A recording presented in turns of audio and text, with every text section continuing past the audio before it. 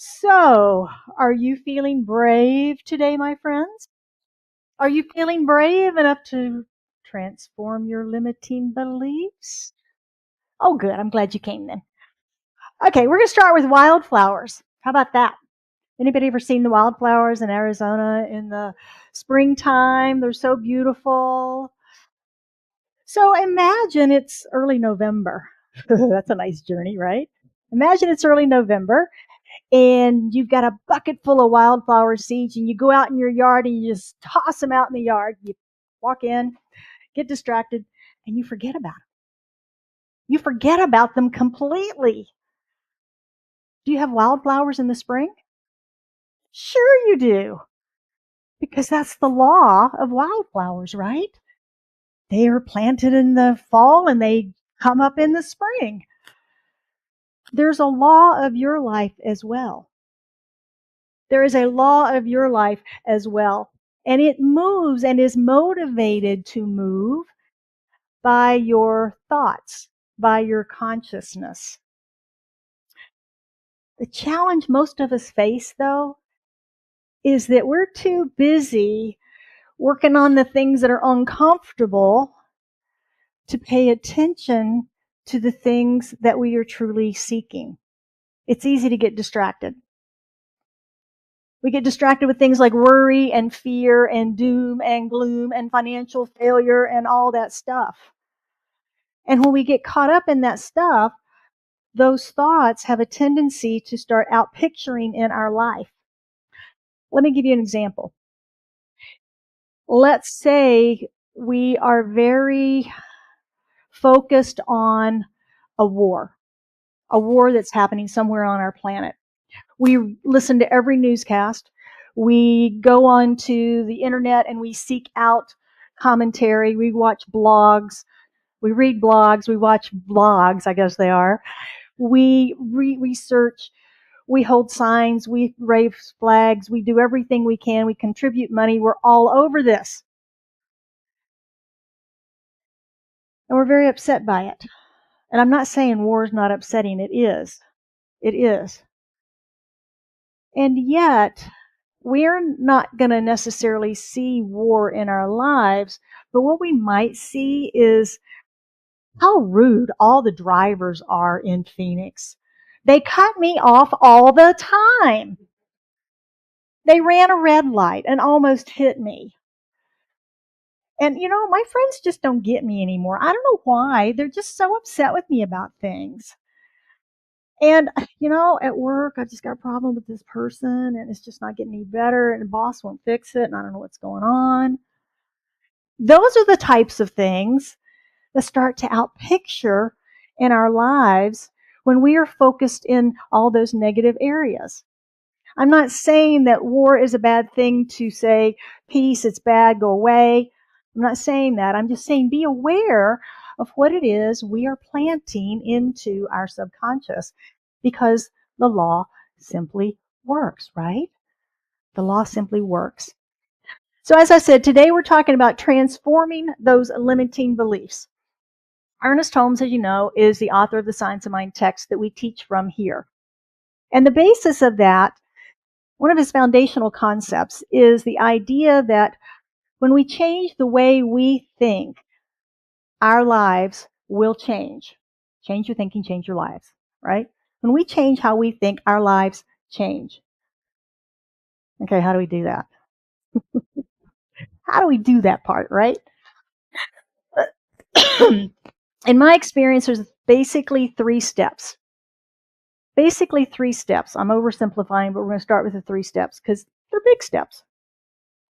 The first one is to realize that there's a problem.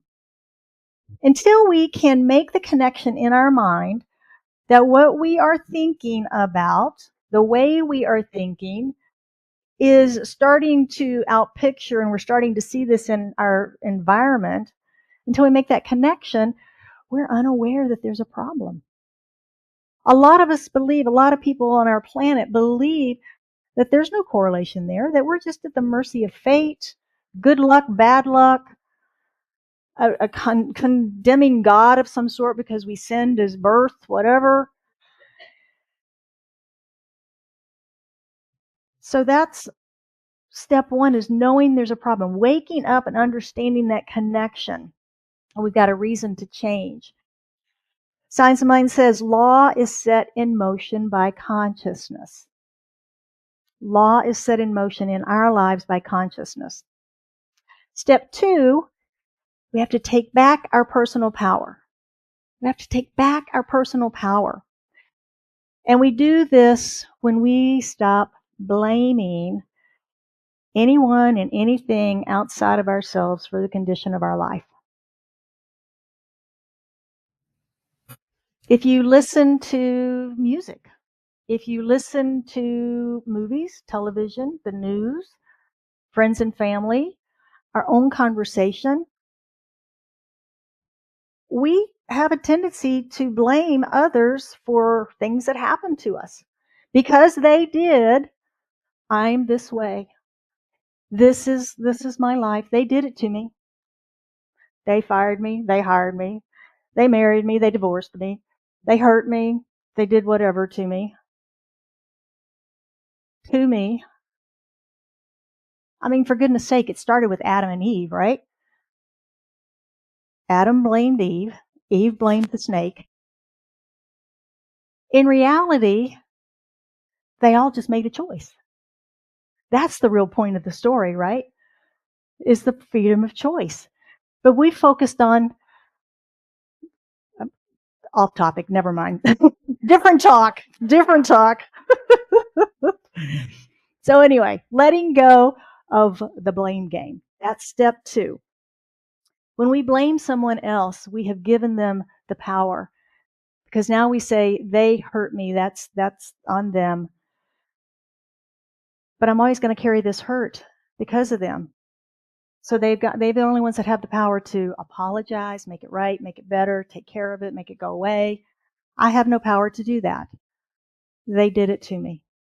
That's what happens in blame. So when we stop blaming and we start taking responsibility, then we have our power back. Science of Mind tells us, by taking total responsibility for our life, by giving up all blame and all judgment, by releasing the past and forgiving all the people who are or who have been in our life, including ourselves, we are now ready to experience dominion and personal freedom. So step two is claiming our power back. So once we realize that the way we think about life is what's creating our problems, and we reclaim our power by no longer blaming others, then step three is where we actually begin the inner work. Where we actually begin the inner work. We begin to discover the thoughts, the beliefs, the actions that are driving the bus of our life, that are setting the law into motion in our lives. Anybody heard of Jim Collins, author of the book Good to Great? You probably know the book. It's been around forever. It's a business book. And it uses the metaphor of a bus to represent a company. It's written about companies going from just being good to being great and staying there.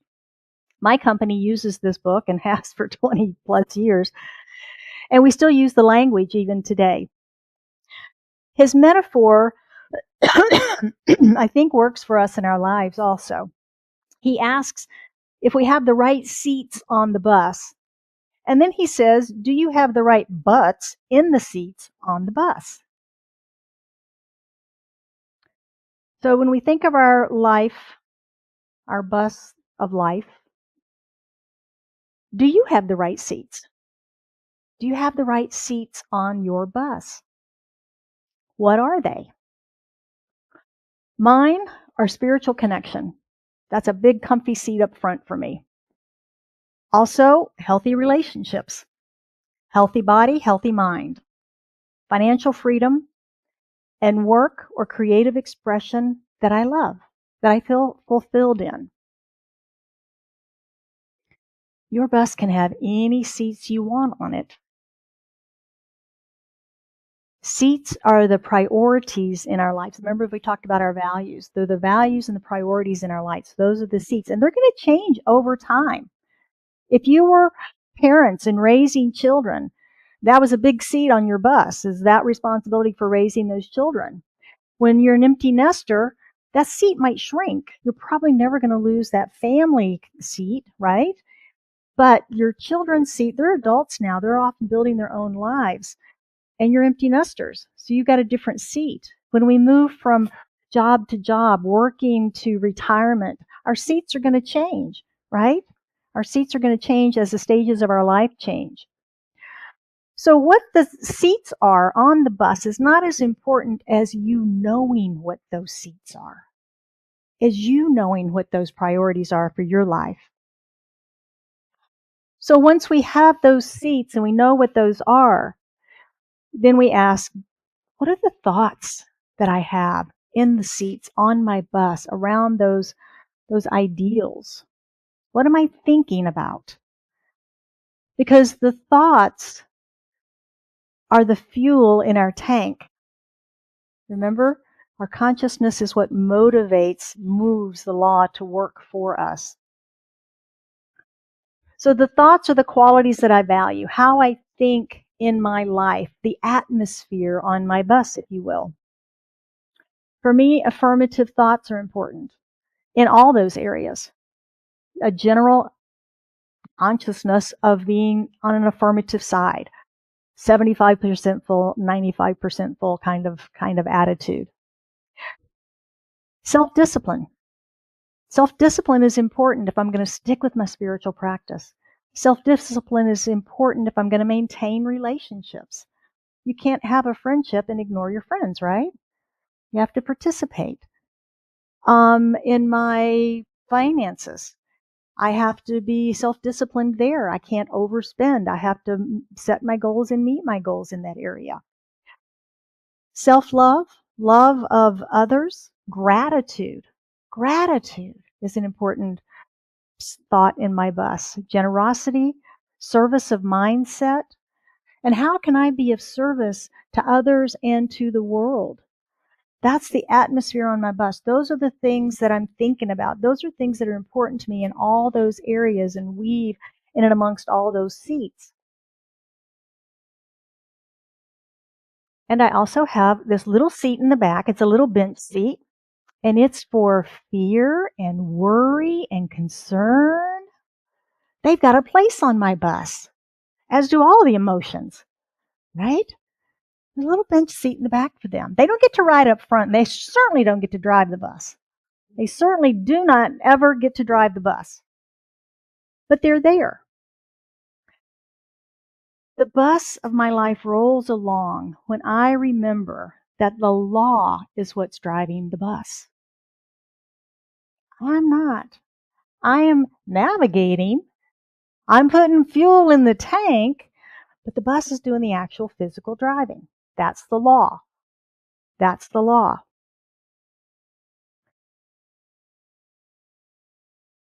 Now, as I face the twists and turns and challenges and windy roads of life on my little bus,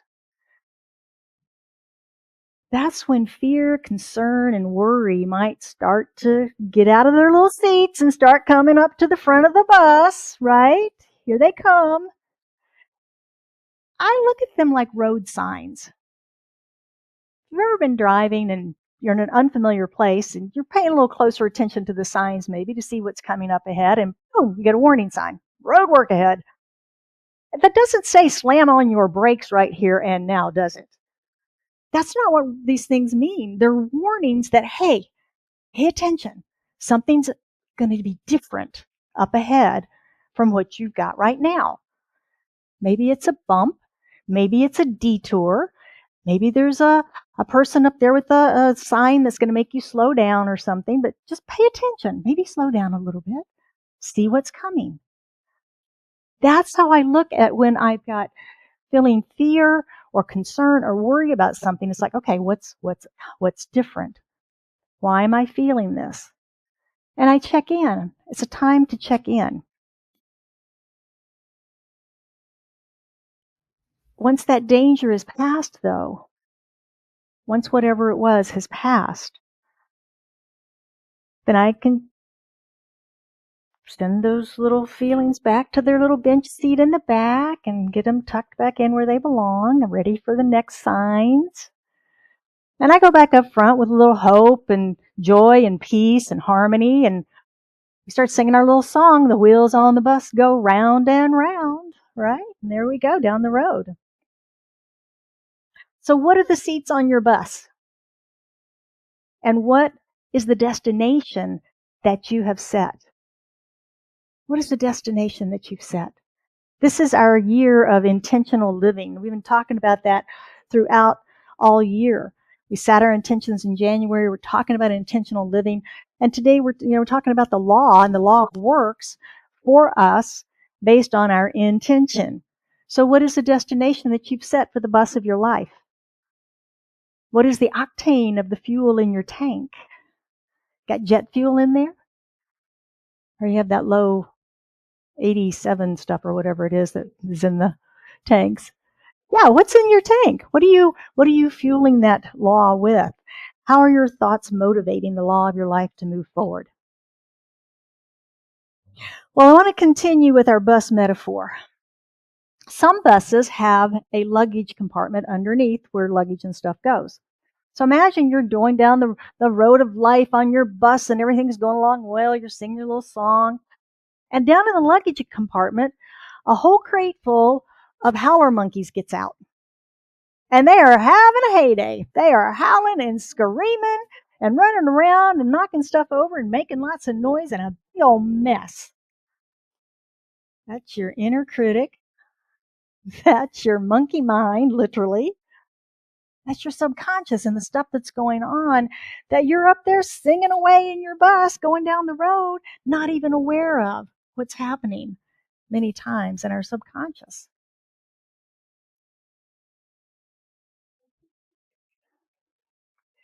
Do you ever notice tension in your body?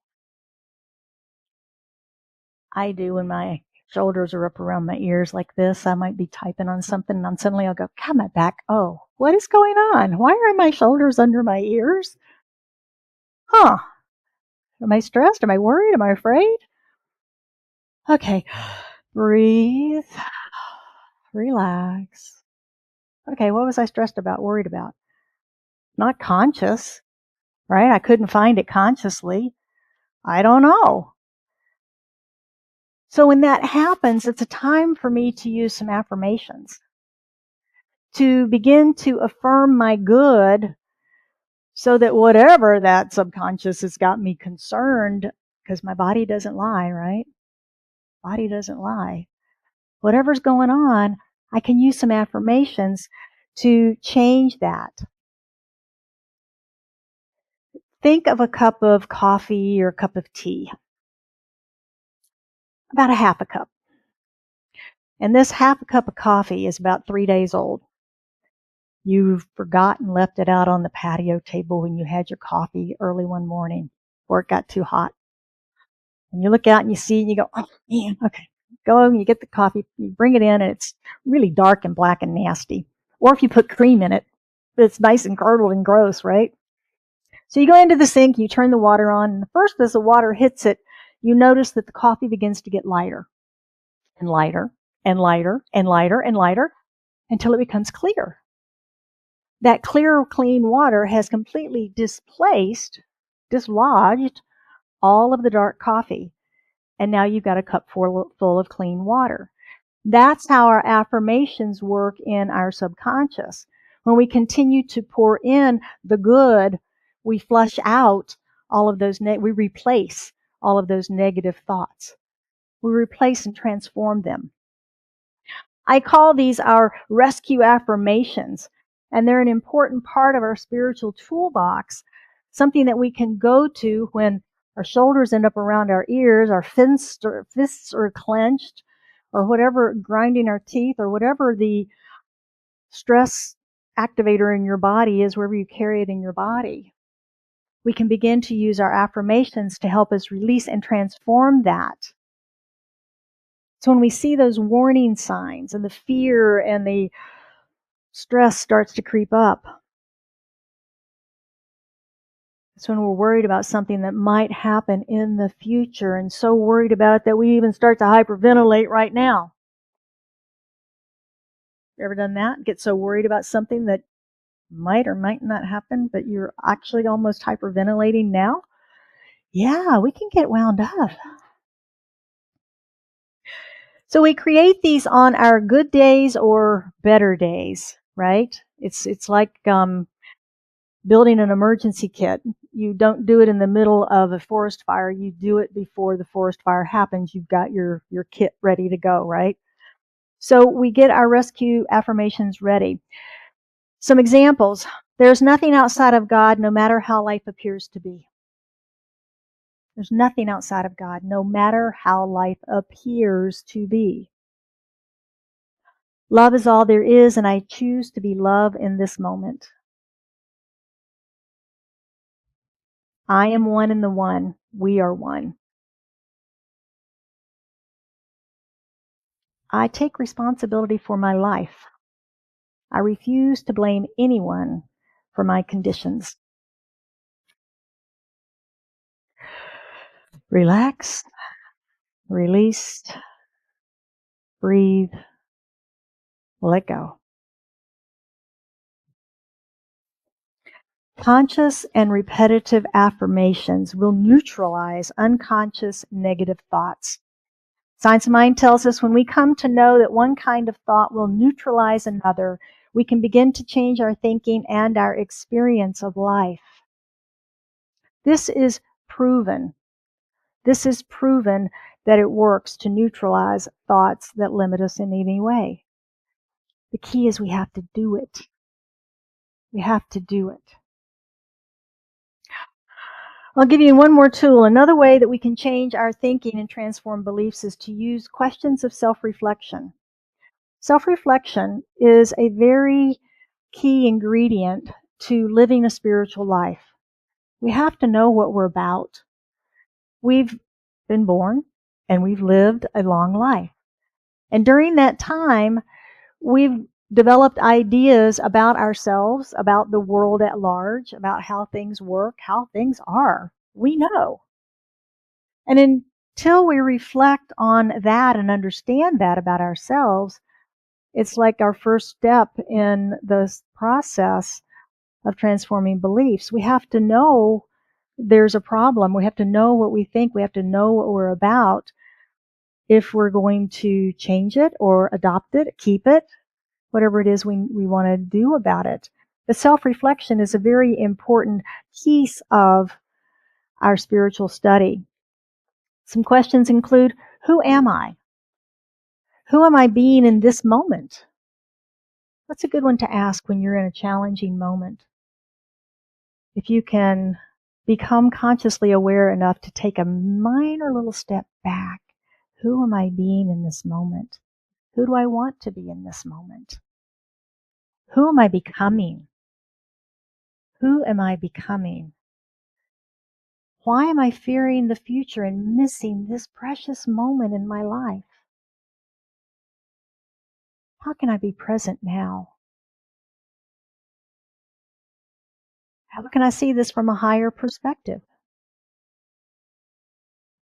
Can I find a win-win for everybody where nobody loses, nobody fails? Is there a third way that I've not thought of yet? Can I get out of either or thinking, black and white thinking? And one of my favorites, thank you, Beverly, if you're watching this morning, is asking, what would I prefer instead of this? That helps us to shift out of whatever's in the moment that we're focused on, that we don't want, that's uncomfortable. What do I want instead? Oh, yeah. And we can turn and focus on that and affirm that over and over and over again until we forget about this and it just goes away.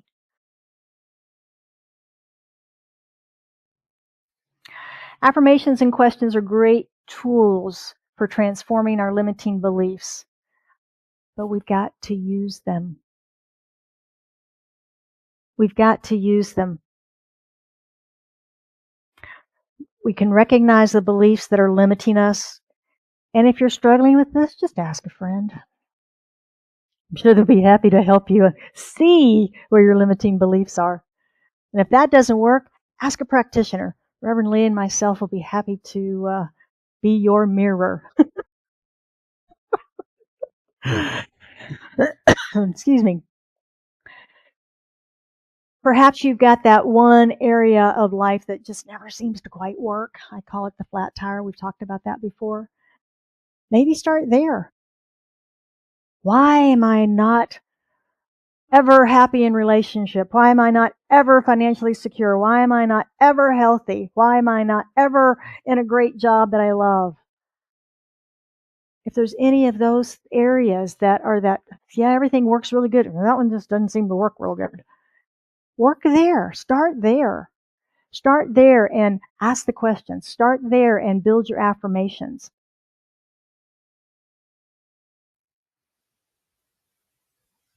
Or start with one of the other three. One of the ones that works really, really good. And affirm with gratitude that continuing good in your life. We sometimes forget to be grateful for the good that we have because we're so focused on what we don't like.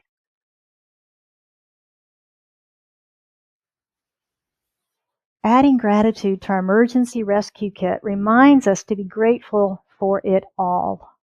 Everything. Because in reality, it's all good. The universe is for us. And it always, always, in all ways, is working in our best interest.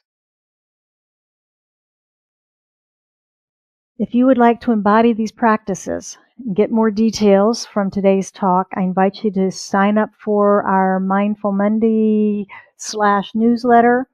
And you can do that in the lobby with the QR code or on our website. This week's practices are: define your seats on the bus of your life. Become clear on the thoughts around those seats. If the right thoughts are not in the right seat, rearrange or change them. It's your bus. You can invite thoughts and seats to leave. You can invite them to come on board, new ones. It's your bus. Number 3, make sure you have a clear destination. You don't need to know the way. You don't need to know how. Your driver, the law, knows exactly how to get you there. Anybody ever taken a Lyft or an Uber, Waymo, whatever that's called? Have you ever done that? You ever give them directions when you get in the car?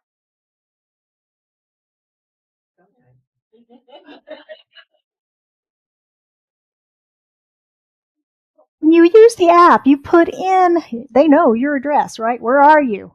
I'm right here. Where are you going? I'm going here. Okay, got it. They show up, they have that information. We get in the car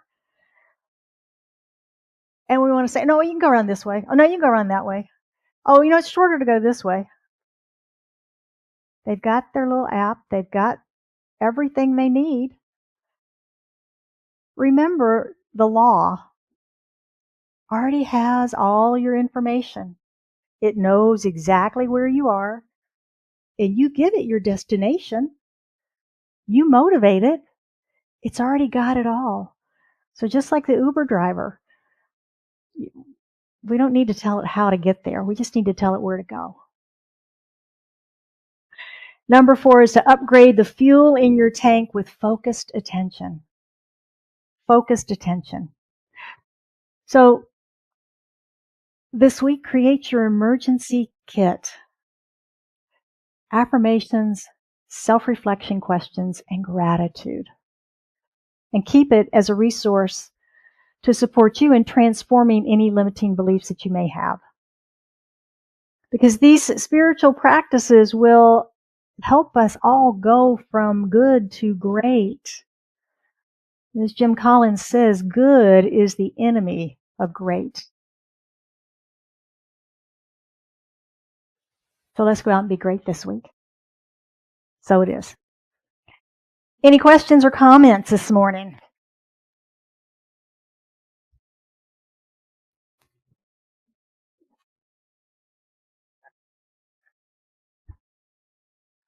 The wheels on the bus go round and round. I thought it was particularly funny because about the monkeys getting out of the airplane, because when I was really young and flying out of Newark, TWA flew these little airplanes, 727 quick change, that were cargo planes, and then they were passenger planes, and they were carrying this great load of monkeys, and the monkeys got out and opened all the other doors of all the monkeys, and they opened the cargo thing, and they were like, monkeys everywhere. For real. And I was on another airplane, and I was just hysterical. It was just like monkeys running all over the airport. But it was a moment for reflection here. Only Diane would have a monkey story. You need to write a book. All your stories. It's funny. That's funny. Anybody else?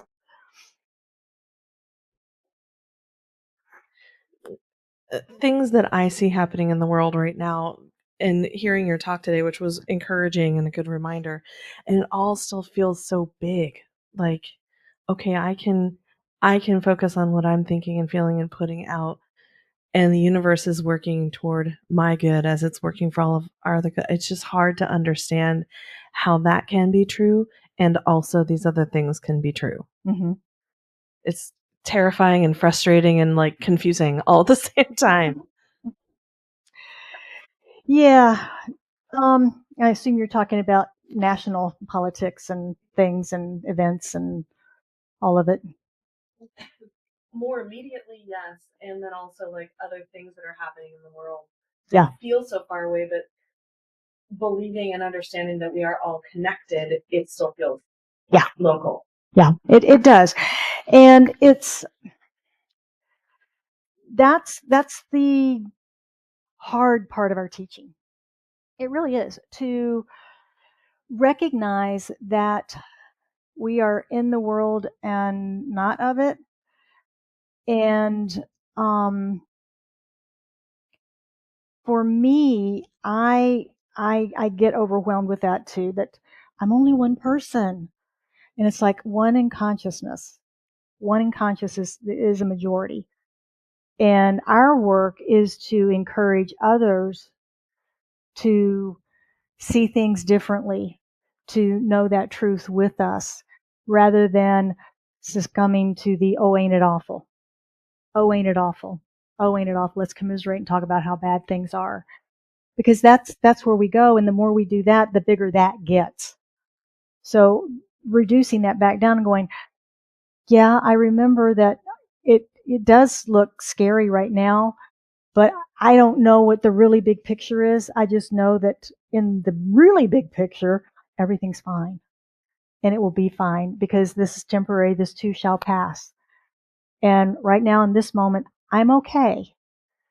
You're okay in this moment right here, right now. And that's all we have, is this moment. And bringing ourselves back to the present moment, bringing ourselves back to the breath, and keeping our own self centered and calm to do whatever our work in the world is, whether that is being active in social justice or any of those arenas. When we do it from that centered place, when we do it from that place of high consciousness, holding the high watch, as Emma Curtis says, then we're a force for good in the world. We're not just tearing down more of everything. Does that make sense? It's a hard part of our work, is to stay centered. That's why we come here on Sundays, is so we can come into community and remember who we are, remember our light, remember to stay centered. And whatever it is that is the seats on our bus, whatever that seat on we're on our bus, and we interact with the rest of the world. But how do we do that? How do we interact with the rest? Are we doing it from the place of center? Are we doing it from a place of God? Or are we doing it from a place of the howler monkeys in the cargo bin? Yeah.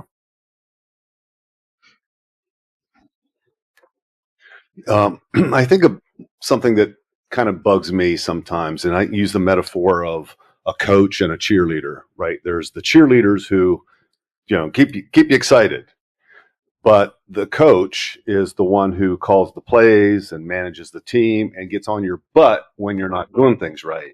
And what happens a lot of times, people are challenged and they go to their friends. You mentioned go to your friends, and the friends are cheerleaders. And 99% of the time, very few will call them out in a coach element. In other words, you're screwing up. You need to put your nose at a grindstone and straighten this stuff out, right? Very seldom you're going to hear that, because that'll piss the other person off, and then you have no friendship anymore. So I think it's important that when you go to your friends with this type of thing, that you want them to give you constructive criticism, not just be your cheerleader. Yeah. And unfortunately, I don't think that happens much. Yeah. Yeah. I think the key there is how you ask and you give them permission. You know, I need you to, I'm coming to you, and I really want you to be honest with me and tell me the truth. Tell me the truth. Thank you. I love that analogy. I may use that someday. I'll give you credit. I'll give you credit. All right. I like that. Cheerleader and the coach. The book's right on the door, right on the front. All right. I'm getting my copy. All right. Shall we pray this up this morning? Oh, as we come together, recognizing that there is one power, one presence, one life, one infinite presence that is in, through, and as all that is. And there's nothing outside of that. There's nothing outside of the harmony and the love and the balance and the joy that God is. No matter the appearances we may see, when we go to the highest perspective that we can imagine and know that that's still limited, we can begin to see that we are all individualized expressions of this one, that we each have life itself breathing us, that we each have emotions and fears and joys and peace and wounds and all of it as part of our human experience. And yet we're still one, even in that individualization. And so I speak my word this morning for all of us ones, as I recognize that individuality and the challenges that it presents in our lives, in our world, in our galaxies.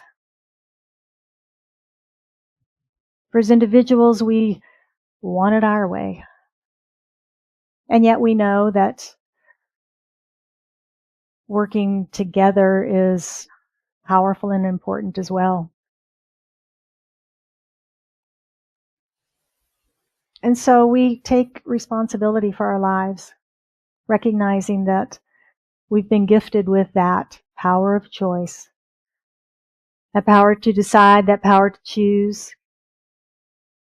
And we do that from the place of our centeredness in the divine, recognizing all of our brothers and sisters on the planet. And rather than calling people out, we call people in. We invite the conversation. We invite truth-telling. We invite peace. We invite love. And we invite communication and conversation. Oh, what a world we would have were we to practice all that.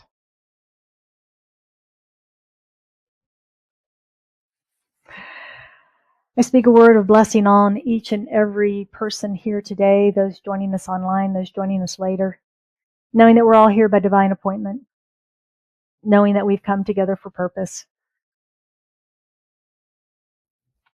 I know that anyone that has anything on their heart this day, whatever it might be, whether it's filled with gratitude, joy, and thanksgiving for the good of their lives, whether it's something they're struggling with, whether it's a health challenge, just knowing that health is revealed, that healing is revealed in, through, and as them, knowing that joy resides, that love expands, and that we're all healed, whole, perfect, and complete. And I'm so grateful. Grateful for this center and all those who attend and support it. Grateful for this prayer and its manifestation. Grateful for it all, for I know that it's all good, it's all God, and it's all unfolding exactly as it should. So I release this prayer into the action and activity of law, knowing that it is done, it is so, and we affirm that truth together by saying, and so it is.